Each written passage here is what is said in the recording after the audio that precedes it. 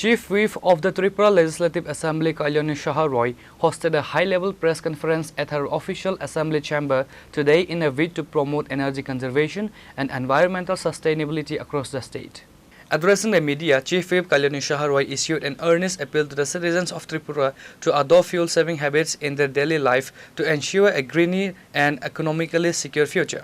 और माननीय प्रधानमंत्री का इस अपील को सामने रखते हुए हमारा राज्य के माननीय मुख्यमंत्री honourable doctor professor Manik Shah ji भी गवर्नमेंट त्रिपुरा गवर्नमेंट के द्वारा एक ऑर्डर जो आया है 13 मई 2026 में जहां जहां गवर्नमेंट एम्प्लॉइज को रोस्टर ड्यूटी में लगाया है, वर्क फ्रॉम होम चालू किया है और restricted movement of the employees.